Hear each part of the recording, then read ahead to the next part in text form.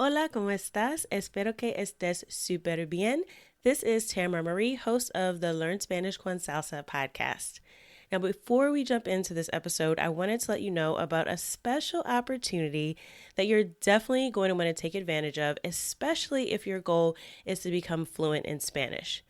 For a limited time only, my team is opening the doors to listeners of the podcast to take advantage of a free language coaching session. Now, in this session, it's not just we're teaching you about verbs or grammar, but we're really going to do a deep dive into what are your goals for learning Spanish, assess where you are on your journey to fluency at the moment, and help you map out a 90-day plan for how you can get to fluency.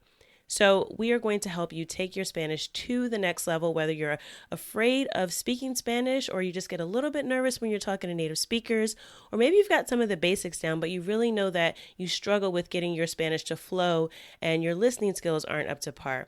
Whatever it is, even if it is a specific grammar issue, we will help you map out how to tackle that. And normally these sessions do cost, so we are offering a few slots for free. There are limited spaces available and they'll only be open up through the end of the month. So make sure you sign up. Go to SpanishConSalsa.com/coach. That's SpanishConSalsa.com/coach to book your free language coaching session where we will help you map out a 90-day plan to get to Spanish fluency. Okay, let's get started with the episode. In this episode of the Learn Spanish con Salsa podcast, we dive into Caribbean Spanish. We're going to talk all about the historical and cultural influences that have shaped the way the language is spoken in the islands. We're going to do this a little bit differently. We're going to turn the tables, so I hope that you find it interesting. And also, make sure you stick around to the end of the episode. I'll be sharing some information on how you can win a free Spanish lesson. Entonces, vamos a empezar. Let's get started.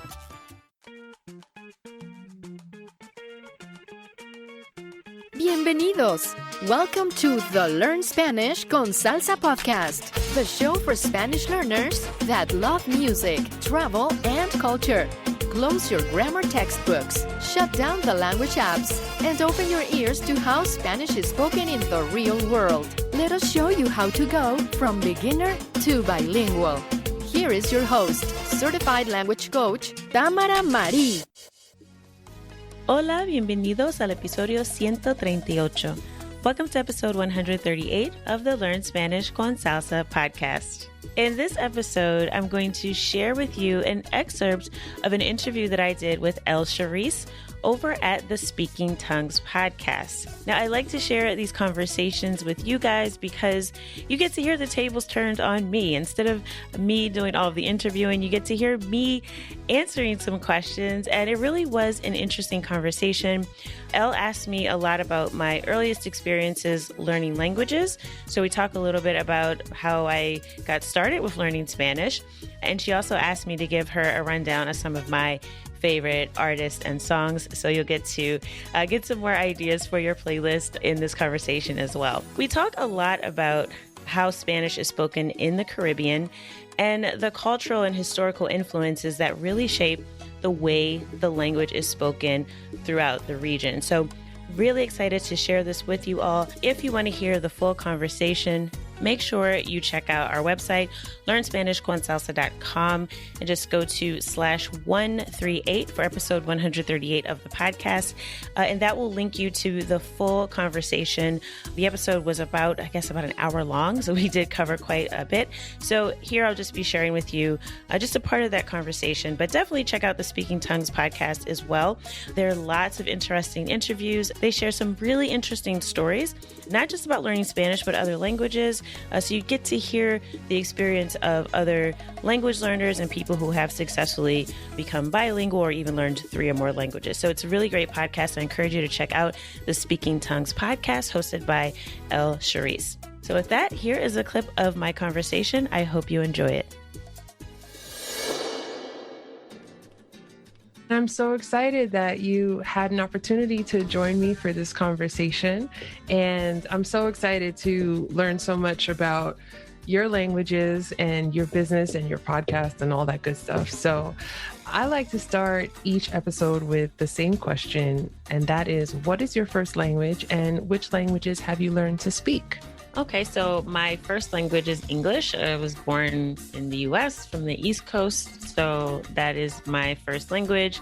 I know some people like to say that, AAVE is their second language, but I don't really go there. There is some code switching that happens. I learned with my first job that this is you guys speak a different English. But English is my first language. I learned Spanish. I was first exposed to it in school, but as an adult, I really put more effort into learning to speak it anyway. So English and Spanish. I've dabbled in Portuguese. I still think I'm fairly a beginner in Portuguese, although because I speak Spanish, it's a lot easier for me to understand. And I speak a little Portuguese, but I haven't done a lot with it lately. And the last one is Arabic, but I'm a super beginner. I took 2 semesters of Arabic in college, and we really didn't get past the alphabet, quite honestly. And I started picking it up because pre-pandemic, I had planned to go to Egypt, which did not happen. But I am still, I have this desire. It's on my back burner to learn Egyptian Arabic, specifically that dialect. Mm-hmm. So basically Spanish and English, but also aspiring to speak better Portuguese and Arabic. That's exciting. I think that's exciting. And Brazilian Portuguese too. So to be yeah, and that's kind of cool because I think I'm not a linguist, but at least Arabic has a connection to Spanish as well. Did you notice any of those connections throughout your Spanish studies, and whether, you were in college or now just picking up Arabic again? Yeah, so definitely. So my initial exposure to Arabic was actually more of a religious exposure. So I know a lot of the prayers in Arabic, but I didn't know at that time that there was this classical Arabic, right? Which is the language of the Quran. And then there's spoken Arabic, which the dialects of Arabic are so different, Egyptian Arabic versus Gulf Arabic versus Moroccan Arabic, which is might as well be, French Arabic. It's a whole different language. Mm-hmm. That the spoken dialects are so, so different. And my professor for Arabic in college was Lebanese. So I didn't really pick up on the fact that learning modern standard Arabic wasn't very useful in terms of traveling and having conversations with humans. Mm. So, but yes, I think because of my knowledge of history, knowing that the Moors, was African sort of dynasty that migrated throughout Northern Africa and actually had conquered Spain for a time, that whole, not only through trade, through the history of those cultures being so close together, kind of mixing together, that yes, there's a lot of influence. So there are several words that you'll find that are in both languages. So I think that sort of that history of the African Muslims who conquered that part of Europe for some time has a lot to do with it, as well as the trade routes between those areas. Yeah. It's so interesting. That whole region to me. Yeah, that whole region to me is really fascinating because there's so much culture, and I don't know if saying mixed up is too reductive of a description, but I think it's just I wish we learned that in elementary school. And I didn't learn that until I was much older. All of those things I learned on my own. I took Arabic in college just because I went to Howard University my first year of college. Mm-hmm. And it was offered there. And at the time I was a practicing Muslim, and I thought, it'd be really cool to know some Arabic. And I didn't really learn most of what I know about history and culture from school. It was mainly through my own study, learning about African history, learning about the history of the region, learning about the history of Islam, that I learned those things. What languages did you hear when you were growing up? Yeah, growing up, English. I didn't really have much diversity in terms of language, unless you want to count my family being from the South. So we learned a very specific English, kind of being able to switch between that and sort of what I learned in school. But yeah, primarily in the house, it was just English growing up, and in my community as well. Really? Okay. Yeah, that's changed a lot now. I think, my surrounding sort of community has become a lot diverse. But when I was growing up, it was very black and white. It was all English. I wasn't really exposed to any other languages really when I was growing up. So when you were in school, and I guess going back to maybe your first, second language lessons that you had, whether it was junior high, high school, what languages were you offered when you were in school, and which ones were you interested in? So when I was coming up, they didn't teach language until middle school, right? So it wasn't until 7th grade where I was offered the option of either Spanish or French. And everyone said, I think I picked Spanish for 2 reasons. One, I think at the time, kind of like how people view Mandarin now, at the time it was like, well, Spanish will be more useful, right? From a practical standpoint, because there's more people that speak it that are closer. And it's also easier than French, supposedly, right? That's what people would say. Of course. Oh, well, but French has all these weird, letters and it sounds so different. Spanish is so easy. Look at the alphabet. I learned later that wasn't the case. But yeah, that was it. And I was 12. So, I didn't have a very sophisticated decision-making process. I just kind of was like, okay, I'll do Spanish. So, yeah. Mm-hmm. That's cool. And what was that like when you started learning Spanish? Were you, I guess, you only had 2 options. So was it just kind of like, all right, this is my option? Or were you like, oh my God, I can't wait. I'm so excited.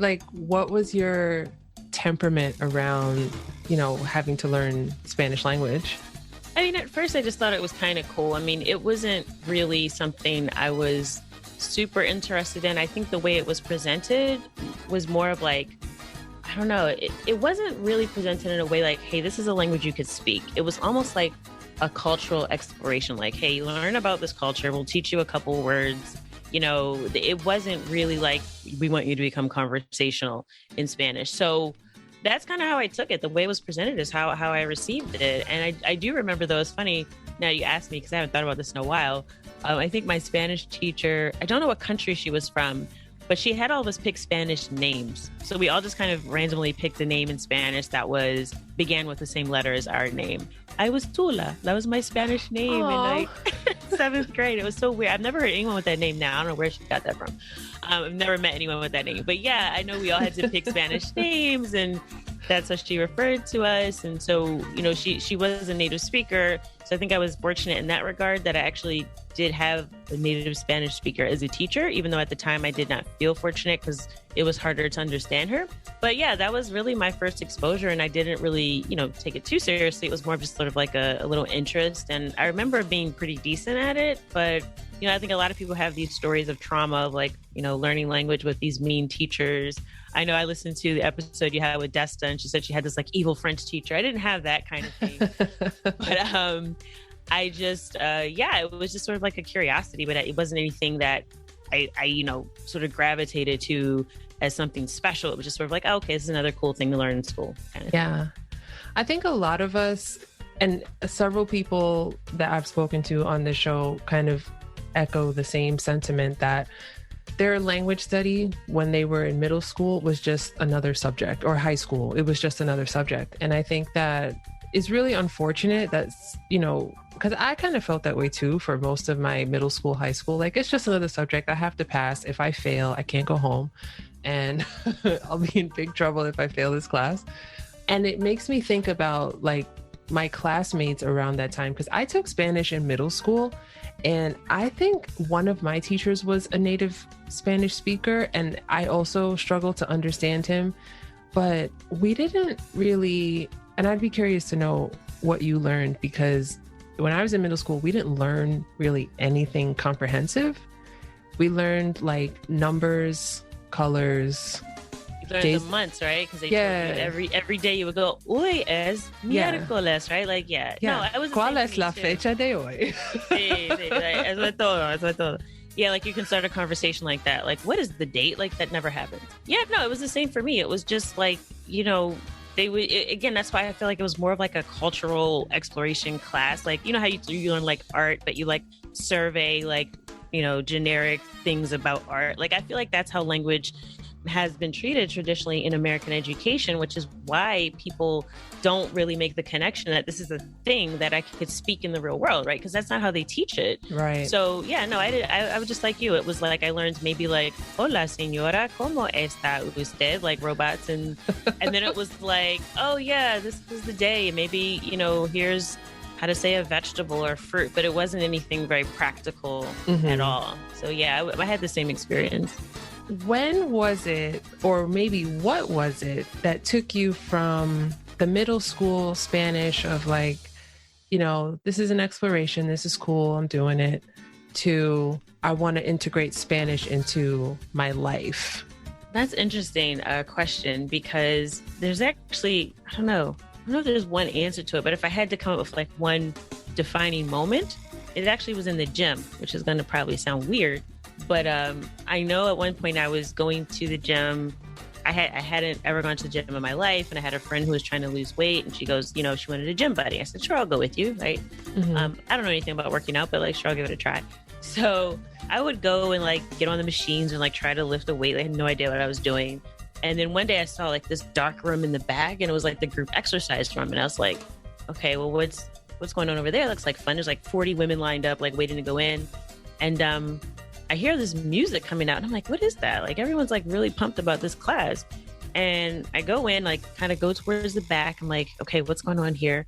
And his little tiny short, like 4'8", like an instructor gets up on the stage in front. She's like so energetic. And she's like, come on. And like, I found out later this was like Zumba, right? This like thing that had become this phenomenon, right? Like, and I was like in it. I was like, oh man, so I got hooked. Like I was going to Zumba every week. Like I'd be at the gym. I was one of the people in line. And I started listening to this music, and I wanted to know like, well, what is this about? And then I got like this beginner's confidence of thinking like, I know how to dance now, right? Which was not true. Zumba will do that to people. Yeah, like it gives you this false sense of confidence. I mean, because it was like they dimmed the light, so like you couldn't really, see how bad you were in the mirror. Mm-hmm. But like, so like I said, you know what? I'm doing Zumba. I know this music. I'm going to go take salsa classes. I'm going to go dance, right? Cool. And that's when I found out I didn't know how to dance salsa, especially not with a partner.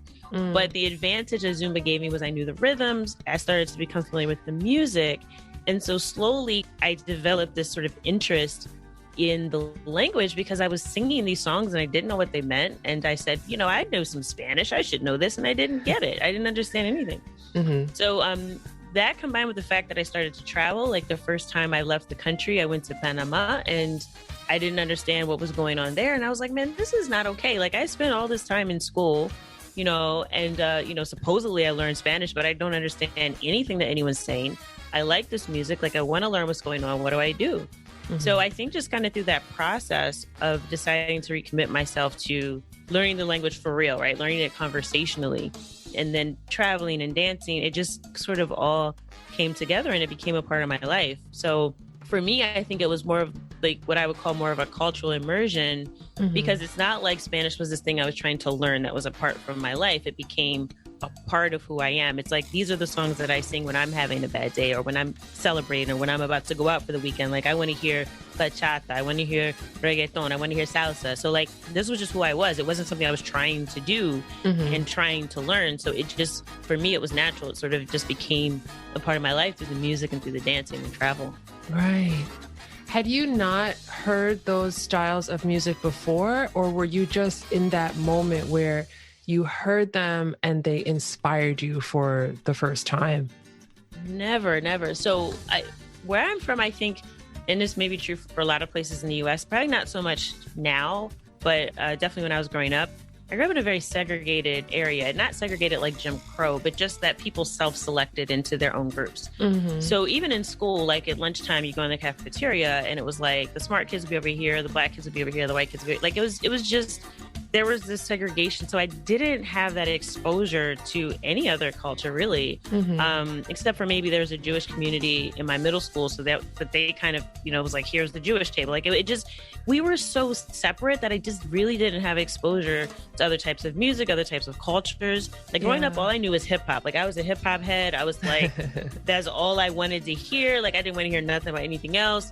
I started listening to maybe like jazz and stuff like that. But like, so culturally, musically, language, like I just wasn't exposed to anything outside of my little bubble in my world of like, not just being, American, but also being Black in America, which is like a whole subculture. That's all I knew. So no, I had never heard any of this other music because I would have been like, what is that? Like, wait, this was like a crossover song or whatever, which happened very rarely. But no, I wasn't exposed to any of it before that. Wow.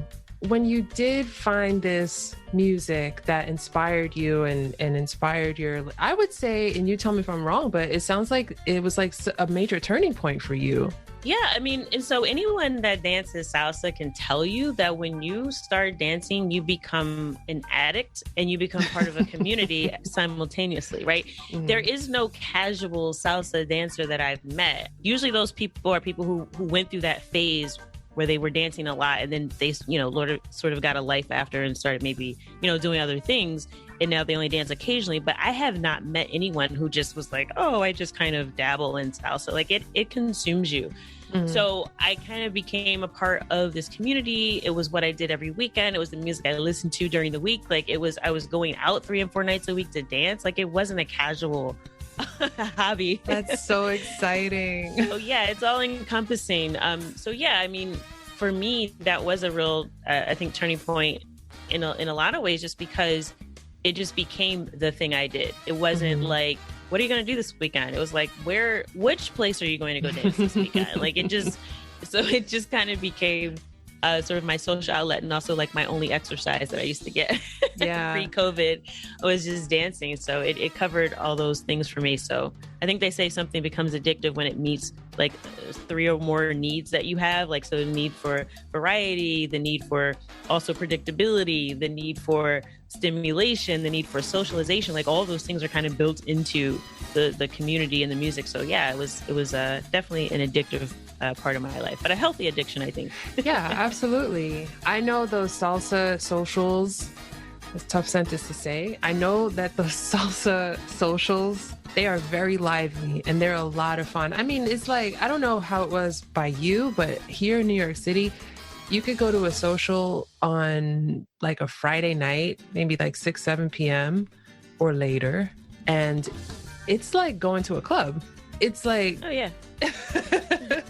It's better than going to a club because you're actually learning something and you're meeting people with the same interest. You're not like hopefully encountering anything sleazy or, unwanted, but that's really a lot of fun. So what were some of the methods that you were able to use in this time since, you went to Panama? How were you able to learn the language? Well, for me, like I said, it was a lot with the music. I would listen to songs. I would get curious. I'd be singing and I'd go, okay, what was that word? Or I didn't hear I didn't understand any of that. Like, what's going on? And I would look up the lyrics. I would often find a lot of the lyrics were incorrect. A lot of the translations of lyrics were even worse. Like, we wanted to go there. So I had to develop really my own process for this. So what I would do is I would find tutors online that were from these countries. I spent a lot of time talking to folks in Dominican Republic before I ever visited there, talking to them online, like, hey, like there's this bachata, me encanta. Like, I love this song.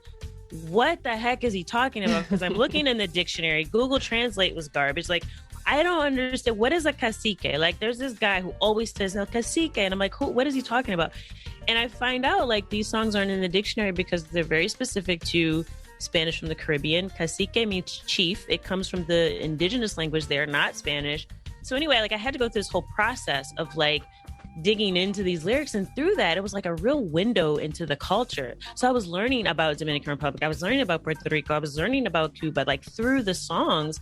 And that was really what opened the door for me to have these conversations with people from these different countries and find out more about them and the culture and really dive into it through using the music. So I would be singing along with the songs, even though like I cannot sing. So do not ask me to. It'll be a disaster for everyone and they will turn off your podcast. But yeah, like if I'm in the shower, like I'd be singing, Vivir mi vida, like just whatever I was listening to. And I think just through that process naturally, without me noticing, my accent actually improved quite a bit. Like people even now tell me I have a Caribbean accent, which I don't get because like I'm just trying to like speak. I'm not like trying to do a thing. But I think it's because like I learned through listening to the music and singing along and, me being in the shower singing bachata and salsa, like it's just what I did. So that to me was what I think what kept me going through when normally language gets like boring or tedious or you feel like you're failing because like, I did have times like where I would travel and I would not understand someone and I would feel discouraged. But then like I go out dancing that night and I'm listening to a song that I know the words to and I'm having fun. So it kind of helped me get through those times where normally I would associate a negative experience with the language, to having something positive to then be able to rebound to, I think was huge, and just keeping me in it for longer. Because otherwise I think I would have given up, because I'm, recovering perfectionist. So like, I don't want to screw up. Like, I don't want to sound like a gringa. Like, I want to sound like I know what I'm talking about. Right. So like, I would have probably given up if it wasn't for the music. Yeah, that's so cool, I think. And I really like that you pointed out how the words you were finding were very specific to one country or to one region. And I feel like I had a moment in my life where I was really into like Latin music, and I had the opposite of you, because I would listen to the music and I loved it, but I got discouraged really easily because I didn't understand anything. It didn't I feel like with you, it seems like it fueled you to like learn more and to go further. And with me, I was like, no, I'm never going to sound like I speak this language. And I just, I just started to like listen to it to enjoy it for what it was. And I really, do you have any favorite artists, singers that you maybe always go back to, or, maybe some of the first people that you listened to that you really grew to love over time? Oh gosh, there's so many. Well, I will say, I think maybe one of the differences is as to why you may have got discouraged is, one, because it was Caribbean Spanish that you're listening to in Latin music, and no one really teaches it. So it's hard. It's hard when you're trying to learn something and it sounds so different from what's taught in school, and then the words aren't there. Like it was a challenge. Like I had to put effort, but because I was so in love with the music, I stuck with it because it was a part of my life. So I think that's what helped me get over that. Because you're right. I mean, at first I felt the same way. I was like, what are they talking about? But yeah, so for artists, that's the toughest question you can ask. And it's funny that you're doing this, because like I think it's me getting a dose of my own medicine, because I always ask this question on my podcast and no one can ever answer it, because it's like the hardest question. Do you love music? But I will say like just some that stick out to me. So like one of the first artists, and this is going to be like very typical, that I really started trying to dissect some of his songs was Mark Anthony, which as a salsera is like, I'm like embarrassed to say, because like he's not known for making the most danceable music always, with like few exceptions, like Vivir Mi Vida, for example. But anyway, so for any of my salsero friends that might be listening, like forgive me. But yeah, Mark Anthony, because he was so popular, but a lot of his songs were very like poetic, so it was really hard to get a grip on like what he was talking about. And then it was like, well, was it even really useful to learn like how to say, eres como un flor? Like, I'm not going to go up to someone and say, you're like a flower. But like, his songs are really popular. I would always kind of be dancing to them. So I did, learn some of his music in the beginning. I think Vivir Mi Vida is the one that sticks out, sort of like his biggest salsa hit, like in the past, like a couple decades. And it really meant a lot, I think, to the genre at that time as well. So Mark Anthony, particularly that song and a couple of others, like Valió la Pena is another. It's a great song to dance to and also has useful vocabulary. In terms of bachata, because I kind of had this evolution where salsa was my first love, and then I found this thing called bachata, and I was like, what is that? I like that. It was amazing. So like, I remember, I think I was homesick one weekend, and I was like trying to find something to watch, and I found this like live concert, and I never heard of this artist before. And I was like, why how did he pack Madison Square Garden? I've never heard of this person, right? And it was Romeo Santos. Oh my gosh. And like, I just like his charisma, like I was just like, whoa, like this guy is commanding this crowd. It's like just him. And so like, then I kind of got into Aventura, and like I'd heard some of their songs. So I really, man, there's so many Aventura, Romeo Santos songs. Like I was obsessed with Propuesta Indecente for like 2 years. Like I had a friend told me, he's like, you have a PhD in that song. I was like, yeah. Cause like we were dancing to it once. I was funny. Like we were out dancing, and somebody came out with like another version of it, and it was a little bootleg, and it sounded like they tried to make it like sound more clubby. I don't know how to explain it, but I noticed immediately. I was like, this is not the right version of the song. That's like not where that beat goes. And he looked at me like, what are you talking about? And then like later he was like, oh yeah, I forgot you have a PhD in it. Raulindo Rodriguez is another one. Oh my gosh, like bachata, but like he has so many hits.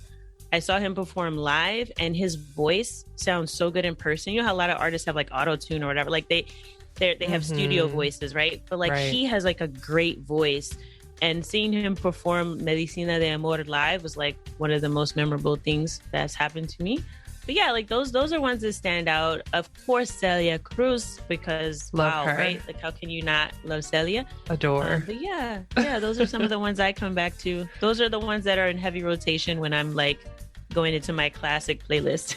Oh man, I love it. And it's so funny because I don't like hold this against me, but I forget about bachata all the time. And I don't know how, because I live in New York City, so right, I hear it like everywhere, and I love it. Like it's just such a distinct rhythm, and it's really like lively, gets people going and everything. And I always forget about bachata, but then when I see people dancing, I remember this. In high school, I had a very good friend who was Dominican, and she was the person who introduced me to bachata. I was like, what is this? Like, what are you talking about? And, you know, she was the one who kind of helped me realize, like, this is a bachata song. This is a bachata song. This is a salsa song. So, like, kind of understanding that, because I didn't really know that either. She taught me how to dance bachata on the bus. on the public bus coming home from school. Like, we were listening to this song, and she taught me just the very basic, you know, 1, 2, 3 step. And right, it's still the one that I hold on to. My bachata has not gotten any better.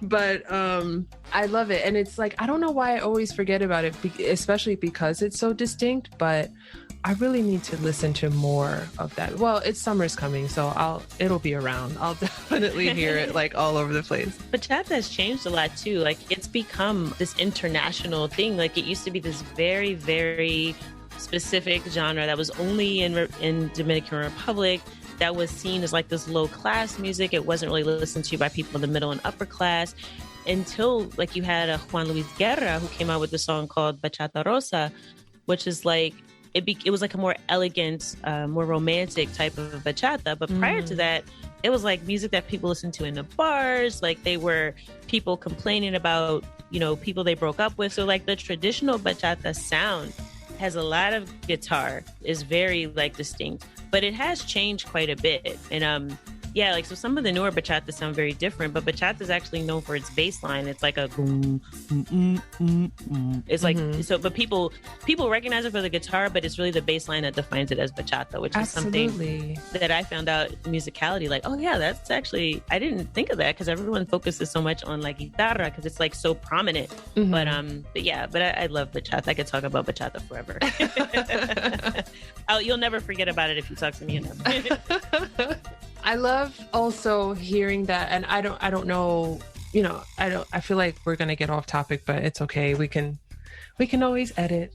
I also love what's happening with cumbia music, and how cumbia, well, what my Latin American friends have told me is that this was like country music from like their parents' generation, and it wasn't really like the coolest thing. But now I hear so many songs with a cumbia rhythm, or that have been reworked to include like a cumbia bass line, so to speak. And I think it's really interesting to see, you know, I thought of it when, as you said, that bachata is kind of evolving. It made me think of other, you know, Latin rhythms that are, you know, becoming part of music today. And I think it's interesting. And I guess you cannot not mention like reggaeton and how, you know, that has become this worldwide phenomenon. And I think it's really interesting. Yeah, and I think it's also what makes music such a great sort of tool for learning language, because one of the things that people don't realize, I think, is although Spanish has like all these very specific regional varieties and, you know, differences in language and accent, maybe 20 years ago, someone that's from Spain wouldn't really understand like someone from Puerto Rico or Dominican Republic. Now, I mean, like a couple of years ago, I had an exchange student stay with me for the summer. She was from Spain, but she loved American culture. So she came here for a program learning English, and she had heard of Romeo Santos. Like, her and her friends were like listening to bachata in Spain. Right. You know, now they didn't know how to dance it. That's another story about Spaniards, but but she was listening to it. So if you like some of the words they use, the accent, some of the intonation carries with, that culture around the world. So even for the Spanish speaking world, a lot of these different genres of music have made the language that people speak more popular. So even like reggaeton, that means like people who are speaking like Puerto Ricans, or at least understanding them in other countries. So it really does give you sort of like a more universal view of the language as well. I hope you enjoyed my conversation with Elle, and don't forget to check out the Speaking Tongues podcast. We link directly to it on our show notes page at learnspanishconsalsa.com/138. So go to learnspanishconsalsa.com/138 if you want to hear my full conversation with Elle, and also subscribe to the Speaking Tongues podcast. I know you'll be inspired by all the stories from other language learners that you'll hear on the podcast. Now, as promised, I want to let you know how you can win a free Spanish lesson. That's a free one-on-one Spanish lesson with one of our amazing team members here at Spanish con Salsa. So if you want to win, it's really, really simple. Just send us a DM at Learn Spanish con Salsa. So if you're not already following us on Instagram, just follow us at Learn Spanish con Salsa and send us a DM with your suggestions for topics that you'd like to hear on the podcast. So if you're on our email list, I already sent out a message to all of you who are subscribed to the podcast asking for what you want to hear in the next upcoming weeks on the podcast. So I'd love to get your input. If there is a particular topic that you want me to cover, you want me to go deeper on, or a song that you want me to break down, just send us a DM at Learn Spanish con Salsa. And if we pick your suggested topic or song, then you will receive a free one-on-one Spanish lesson with someone on our team. So no ideas are too silly. Just send in whatever questions that you have. And again, if it's picked, then you'll definitely get a voucher for a free lesson. So just send us a DM on Instagram at Learn Spanish con Salsa to enter, and we will consider you for the free lesson. That is it for this week. Next week, we're going to be talking a little bit about how to stop forgetting all of the things that you learn in Spanish. Right now, how many of us have learned things, and then when we go to have a conversation, we say to ourselves, oh my gosh, I know I should know that word. I know I've learned that before, but I completely forgot it. I completely blanked out. So we're going to talk about how to prevent that from happening. Forgetting is a big problem in language learning because we learn a lot, but the real power comes in having those things stick so that we can use them when we need to. So make sure that you're subscribed to the podcast so that you hear that episode next week. And as always, I hope that something you heard today has helped you go one step closer from Spanish beginner to bilingual. Hasta la próxima.